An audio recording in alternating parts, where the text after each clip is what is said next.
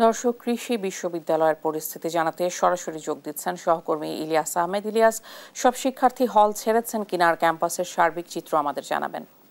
শিক্ষার্থীরা এখনো পর্যন্ত হল ছাড়েনি, অর্থাৎ 11:30টার দিকে শিক্ষার্থীরা 6 দফার আলটিমেটাম দিয়েছেন এবং তারা বলেছেন যে দুপুর 2টার মধ্যে হল ছাড়ার যে নির্দেশনা সেটিকে প্রত্যাহার করতে হবে। এবং গতকাল যে শিক্ষার্থীদের উপর হামলার ঘটনা ঘটিয়েছে, অর্থাৎ উপাচার্যকে দায়ী করে তারা বলছেন যে উপাচার্যের প্রকাশ্যে ক্ষমা চাইতে হবে। এছাড়াও তারা বলছেন যে এই ক্যাম্পাসের শিক্ষার্থীদের নিরাপত্তা ব্যবস্থা জোরদার করতে হবে এবং তারা যে দীর্ঘদিন ধরে যে দাবিতে আন্দোলন করছেন সেই দাবিটি মানতে হবে। সেই 6 দফা দাবিতে কিন্তু তারা দুপুর 2টা পর্যন্ত আলটিমেটাম দিয়েছে, অর্থাৎ 2টার পর থেকে 2টার মধ্যে যদি সেই দাবিগুলো মানা না হয় তাহলে কিন্তু তারা আরো কঠোরতর আন্দোলনের দিকে ধাবিত হবেন। সেই বিষয়টি শিক্ষার্থীরা গণমাধ্যমের সামনে কিন্তু হুঁশিয়ারি দিয়েছেন।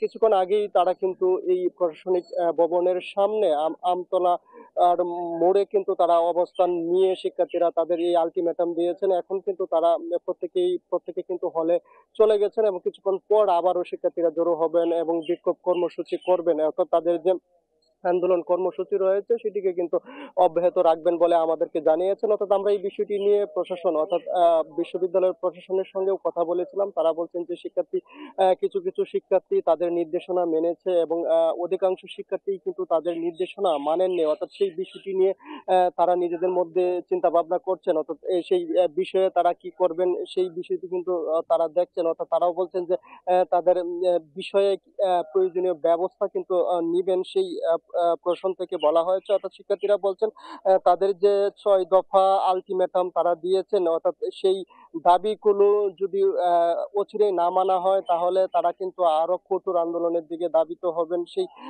সেই বিষয়টি বলছিলেন। অর্থাৎ এখন বলা যায় যে বিশ্ববিদ্যালয়ের পরিবেশ একেবারেই শিক্ষার্থী নেই, শিক্ষার্থীরা সকলেই কিন্তু তাদের হলে চলে গেছে এবং শিক্ষার্থীরা বলছেন যে কিছুক্ষণ পর আবারও তারা একসাথে জড়ো হবেন এবং তাদের যে হল ছাড়ার নির্দেশনা সেটি কিন্তু 2টির মধ্যে প্রত্যাহার করার দাবি তারা জানিয়েছেন, অন্যথায় আরো কঠোর আন্দোলনের দিকে ধাবিত হবেন। এই ছিল আমার কাছে ময়মনসিংহের বাংলাদেশ কৃষি বিশ্ববিদ্যালয় থেকে সর্বশেষ।